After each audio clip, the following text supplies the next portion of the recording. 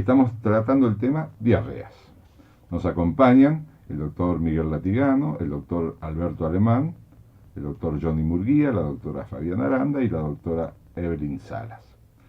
Habíamos hablado en el bloque anterior sobre los elementos que predisponían a que una persona pudiese tener una diarrea y que esta diarrea pudiese ser grave, y estábamos hablando también de la deshidratación. Habló in extenso el doctor Alemán sobre los riesgos que esto entrañaba, y nos decía también que había causas infecciosas y no infecciosas.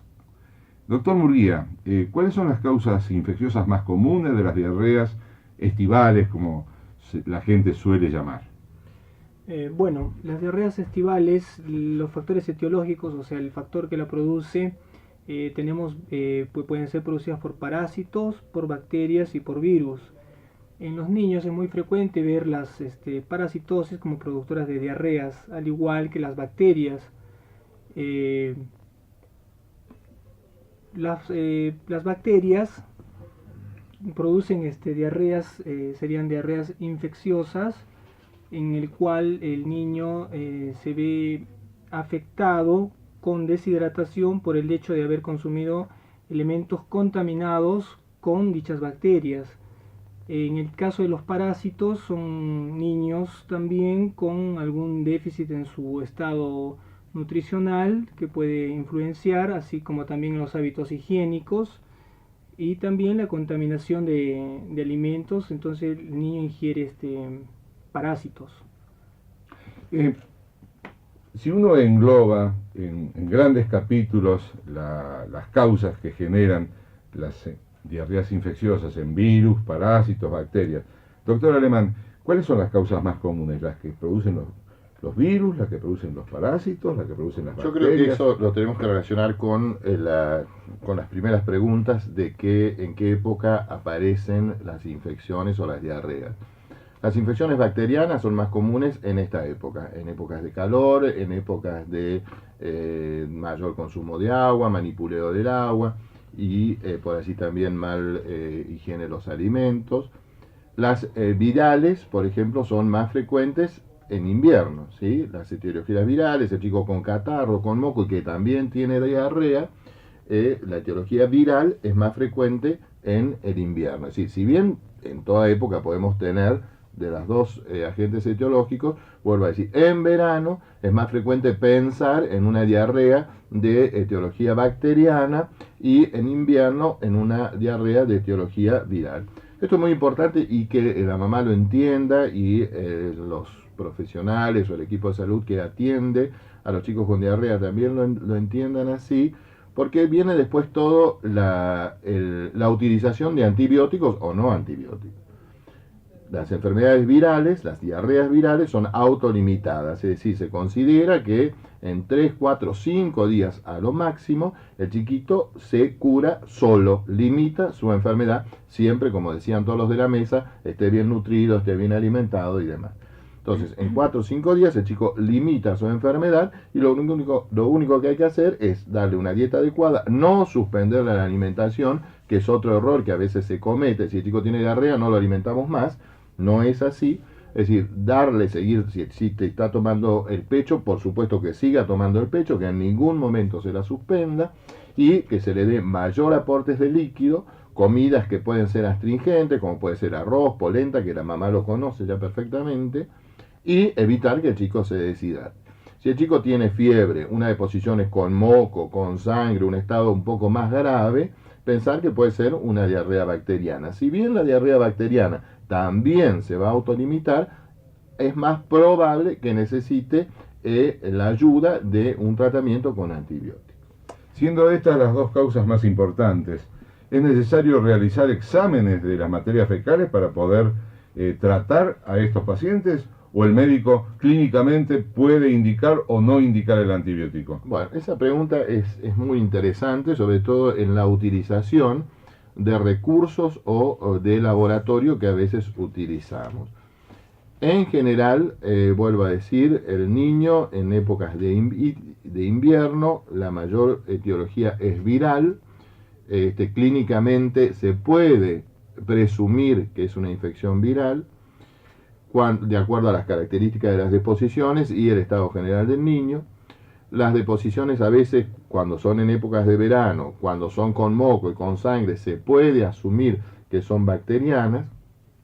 Es importante el trabajo en equipo que tantas veces expresamos, mencionamos, y no siempre lo practicamos, es decir, tener el apoyo de un laboratorio, de la bioquímica, del bioquímico, de la bacteriología, y decir, bueno, en determinado lugar o en determinados niños el germen prevalente es este, y el antibiótico que hay que usar es este. Es decir, teniendo identificado el germen que está circulando, no necesariamente hay que estudiar a todos los chicos.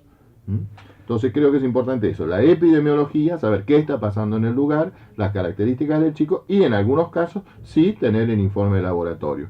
Lamentablemente, con el uso indiscriminado de antibióticos, hay antibióticos que van perdiendo vigencia, es decir, los mismos gérmenes se van haciendo resistentes, entonces permanentemente hay que trabajar en equipo con laboratorio, con bioquímica, para ver cuál es la bacteriología y cuál es el antibiótico sensible a esa determinada infección.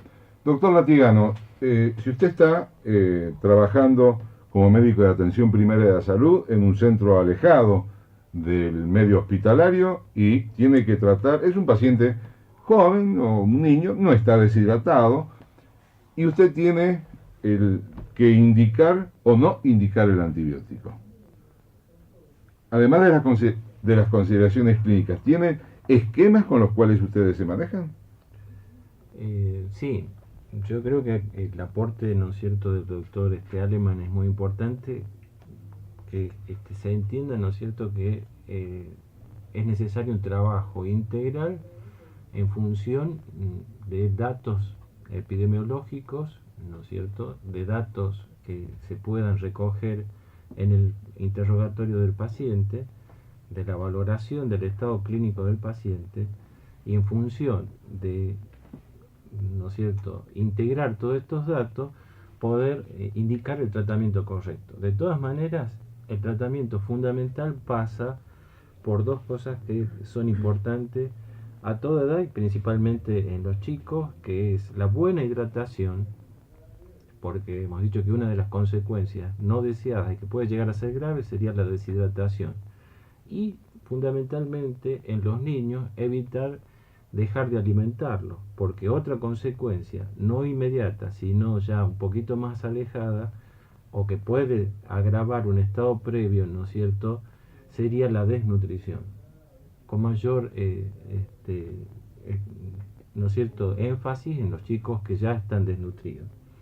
Con respecto al tema de antibióticos a utilizar, nosotros ya tenemos en general conocimiento de cuáles son las bacterias que principalmente pueden producir diarreas, ¿no es cierto?, y todos, sobre todo relacionada con la vía de entrada, que fundamentalmente en este caso, ¿no es cierto?, van a ingresar con los alimentos contaminados, incluyendo dentro de esto el agua, y algunos alimentos están relacionados con un determinado tipo de bacterias, otros con otro tipo de bacterias y parásitos. Por lo tanto, también un buen interrogatorio apuntando a este dato epidemiológico puede ponernos en la pista de qué antibiótico tenemos que utilizar.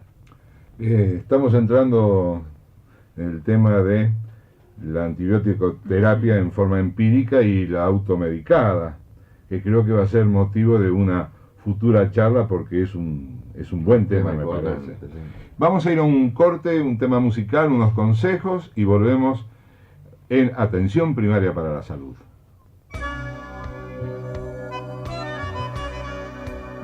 Te pintaron las cejas con 2 pinceladas de asfalto caliente y quedó Buenos Aires dibujada en tu frente. Y esa pena de amor que agrandó tus ojeras faltando a la cita, no pudiste borrarla ni con agua bendita. Era escudo y espada tu palabra atrevida, tu mirada insolente. Cuánto miedo tenías que te dañe la gente, esa gente que hablaba y que mal comentaba tu sabiduría. ellos nunca supieron lo que tú ya sabías.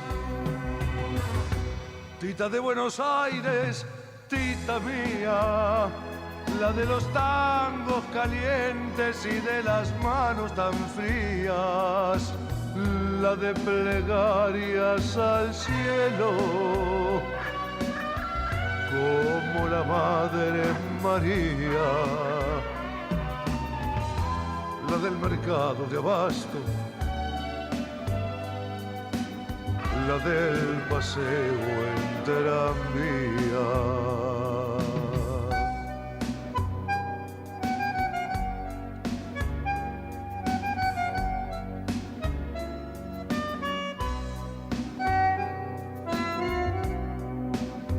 Ese loco coraje de potro salvaje te galopa en las venas cuando bailas un tango, cuando cantas tu pena.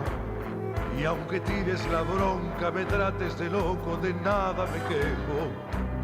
Tu mirada en silencio es también un consejo. Te pintaron las cejas con 2 pinceladas de asfalto caliente y quedó Buenos Aires y su calle Corrientes. Y esa pena de amor que agrandó tus ojeras faltando a la cita, no pudiste borrarla ni con agua bendita.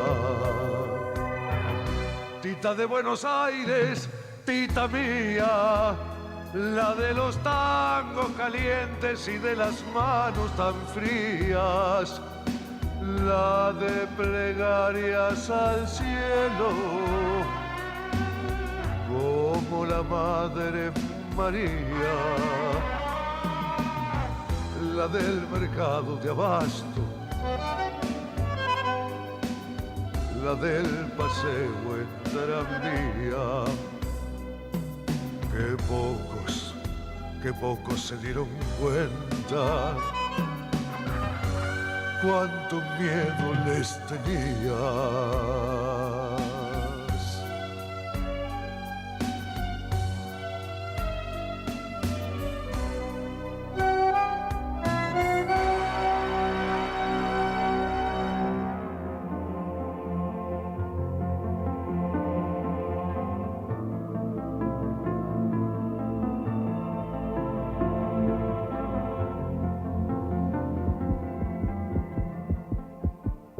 El gasto en salud debe ser su inversión más importante.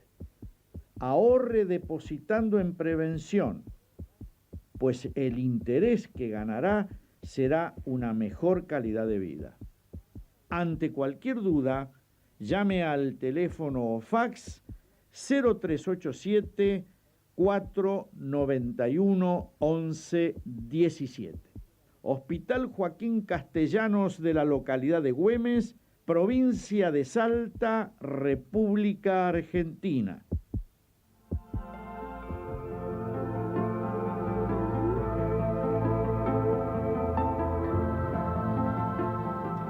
Bueno, un capítulo interesante de la patología médica son las diarreas. Seguramente van a quedar muchas cosas pendientes, pero vamos a tratar de sintetizar ahora, luego de haber analizado el tratamiento con antibióticos, sobre cómo hacemos con el niño con diarrea y de acuerdo a su grado de deshidratación. Y le voy a pedir a las doctoras Aranda y Salas que me vayan diciendo cuál es su experiencia. Bueno, en un niño con diarrea nosotros en primer lugar tenemos que ver desde cuánto tiempo hace que la tiene, tenemos que considerar si hay o no sangre en heces, tenemos que verlo al niño, si está tranquilo, si está durmiendo, si está un niño irritable, si está inconsciente, si el niño puede o no puede beber, si el niño bebe y con mucha sed, si el niño tiene, nosotros hacemos una prueba que es la prueba del pliegue que se llama, que es pellizcarle la piel al niño en la altura del abdomen o en el pecho del nene. ¿Y le hacen doler? No. Ah, bueno. Lo que tratamos de saber es si el niño presenta está o no deshidratado, y es lo que se llama el signo del pliegue. Bien. Ese son, digamos, datos que vamos a tener en cuenta para saber si es una diarrea grave, si es una diarrea con algún grado de deshidratación o es una diarrea sin deshidratación. O sea que hasta ahora con un examen clínico bien hecho no necesita absolutamente nada más para saber si el chico está deshidratado o si no está deshidratado, y si está deshidratado, qué grado de deshidratación. Exactamente. Una cosa también a tener en cuenta, que las mamás lo pueden hacer fácilmente, es saber si es ver las lágrimas del nene. Por ahí el nene tiene los ojos hundidos y llora pero sin lágrimas. Este es un signo que a nosotros también nos hace ver, nos habla de deshidratación. La boca seca del niño. Entonces, a partir de ahí, nosotros, sabiendo qué tipo de deshidratación tiene, vamos a hacer distintos tipos de tratamiento. ¿Qué tipo de deshidrataciones hay, doctora Aranda? Bueno, de acuerdo a este tipo de clasificaciones que nos hablaba la doctora, vamos a clasificarlas por un lado en diarreas agudas y crónicas. Básicamente ahora hablamos de diarreas agudas. De acuerdo a la duración, si dura hasta 14 días, vamos a hablar de diarrea aguda. De 14 días en adelante hablamos de diarrea persistente. E independientemente de la duración o de las características, si hay diarreas en sangre, se habla de diarrea con sangre, ¿sí? Y se trata con antibióticos. Pero la clasificación de la que estamos hablando está abocada más que nada a las diarreas con deshidratación. Y el tratamiento está enfocado en 3 distintos planes que se realizan de acuerdo a la clasificación obtenida. ¿Será plan A, B, C, 1, 2 y 3? ¿Cuál es? A, B, C. Bueno, comencemos por el A. Plan A. ¿Qué es plan A y cuándo se aplica? Bueno, el plan A es un plan para tratar la diarrea en casa. Se aplica al niño que ha entrado en la clasificación de diarrea sin deshidratación. De todas maneras, necesita administración extra de líquidos y tiene 3 premisas básicas, que es administrarle al niño más líquido del habitual, continuar alimentándolo y mandar a la casa a la mamá con las pautas de alarma para volver a la casa. Segundo, B. Bueno, el plan B es un plan intermedio que se suele usar en los niños que están clasificados como diarrea con algún grado de deshidratación, ¿sí? En este caso es un tratamiento de semi-internación, se ve al niño en el servicio de salud y se realiza un tratamiento de tolerancia a las sales de rehidratación oral durante 4 horas. De acuerdo al peso o a la edad del niño se calcula la cantidad de líquido a administrar y de acuerdo al resultado que se obtenga en esas 4 horas se clasifica. Si el niño ha mejorado, se lo manda a la casa con plan A. Si el niño sigue igual, se repite el plan B. Y si el niño empeoró, se pasa al plan C directamente. Doctora Sala, ¿el plan C cuál es? Y el plan C ya consiste en la hidratación, pero por vía endovenosa. O sea que necesitamos que el niño se interne. Y también la cantidad a administrar va a depender del peso del niño, de la edad del niño, pero ya estamos hablando de internar al niño. Ya está por fuera del cuidado de la mamá, básicamente. Una deshidratación grave. Me hablaron de una cosa y creo que es la primera vez que lo dicen. Sales de rehidratación oral. Doctor Latigano, ¿cuál es el valor de ello? Bueno, el valor de la sala de rehidratación oral es muy importante. Este ha sido un medio que justamente bajo la estrategia de atención primaria, que busca realizar acciones, ¿no es cierto?, sencillas, con fundamento científico y que tengan un costo accesible, ha permitido salvar muchas vidas. No nos olvidemos que la diarrea figuraba en los primeros lugares, ¿no es cierto?, respecto a las causas de mortalidad de nuestros niños. Es un compuesto, ¿no es cierto?, de ciertos elementos químicos que están dosificados correctamente y que permiten, luego de ser reconstituido con agua, una mejor hidratación del niño, no en cuanto solamente atendiendo a la pérdida de líquidos, sino también atendiendo a la pérdida de algunos elementos químicos que son muy importantes, que deben reponerse para un adecuado tratamiento de la diarrea. Habitualmente, cuando la mamá va al consultorio, el chiquito está con diarrea, está ansiosa y entonces pide el antibiótico. El doctor Alemán le explica muy bien que el antibiótico en este caso no necesita porque es una diarrea de origen viral y que solita se va a curar. Le dice, doctor, no le va a dar crema de bismuto, pastillas de carbón, no le va a dar el antiespasmódico. ¿Qué me dice de estos medicamentos que exigen tanto a la gente y que los médicos recetan tanto? Sí, yo creo que estos medicamentos han caído, gracias a Dios, en bastante desuso, por cierto. Primero porque no tenían ningún asidero fisiológico, ¿sí? Se vio que a veces la crema de bismuto o las pastillas de carbón, en vez de favorecer una buena evolución de la diarrea, es todo lo contrario. A veces dificultaban la absorción de los pocos alimentos que la mamá le daba, no llegaban realmente a tener ninguna acción y el chico se curaba independientemente de que uno le diera crema de bismuto o no se la diera. En cuanto a las gotas antiespasmódicas, esto es muy importante para tener en cuenta. Había gotas antiespasmódicas y otras antidiarreicos, como es la loperamida, que lo que hacían era disminuir la motilidad del intestino. La diarrea no deja de ser, en cierta manera, un mecanismo de defensa. Un chiquito que tiene un intestino infectado y entonces él aumenta las contracciones, aumenta las deposiciones y trata de eliminar ese agente patógeno. Si yo le doy un antiespasmódico, es decir, algo que me deprima el peristaltismo intestinal, también. Perdón, ¿qué es el peristaltismo intestinal? Son los movimientos, ¿sí? Normalmente, perfecto. es decir, los alimentos se van degradando y van circulando a través del intestino porque este tiene un músculo liso que se contrae y se relaja y hace que normalmente avance. Entonces hay muchas diarreas que lo que hacen es aumentar el peristaltismo intestinal precisamente y eso es lo que aumenta el número de la frecuencia de las deposiciones.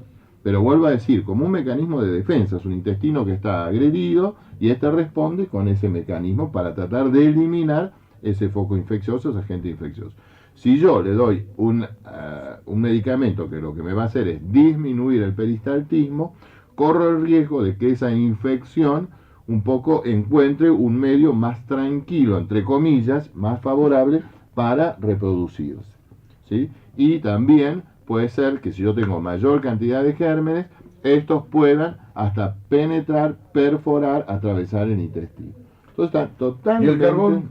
¿Y el carbón? Las pastillitas de carbón, esas negritas. Y bueno, el carbón, primero, el carbón, nosotros en pediatría había un célebre remedio que era el streptocarbocastiazol, que tenía carbón, tenía pectina, tenía un montón de cosas, que vuelvo a decir, no tiene una acción determinada. El carbón activado está usado y recomendado como un desintoxicante, pero no siempre las diarreas están producidas por un cuadro que sea tóxico.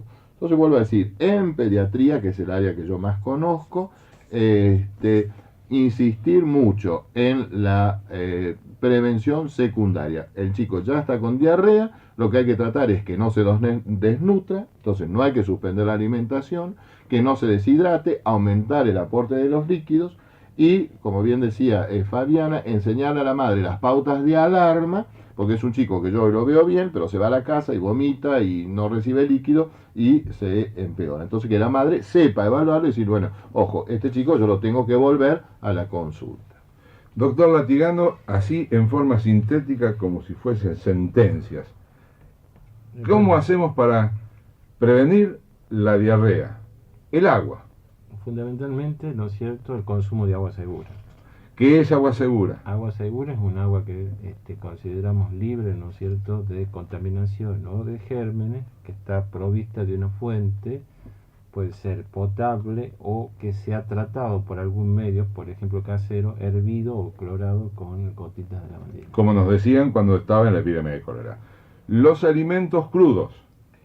Bueno, también, ¿no es cierto?, el correcto lavado, el tratado con agua clorada o agua segura, ¿no es cierto?, el uso, por ejemplo, también recomendado en época de cólera de el limón, ¿no es cierto?, también permite mejorar la seguridad en cuanto a los alimentos.